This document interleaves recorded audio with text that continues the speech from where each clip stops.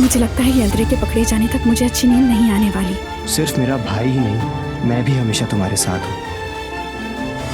मैं तुम लोगों से ऐसा बदला लूंगा कि तुम्हें अपने पैदा होने पे पछतावा होगा। गोश्त कभी हड्डी से जुदा नहीं होता, लेकिन तुमने मुझे ये करने पर मजबूर किया है।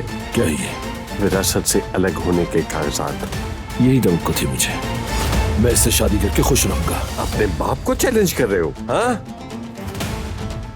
इस मुश्किल वक्त में भी वो अपनी मुश्किलात को एक तरफ रखकर दिल से हमारी मदद करने की कोशिश कर रहे हैं। तलाक किसने कहा? तुम्हें नहीं मालूम था?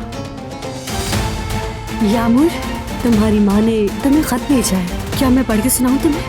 नहीं, मैं नहीं चाहती कि आप मुझे पढ़कर सुनाएं। दिलान को तलाक दे रहे हैं भाई।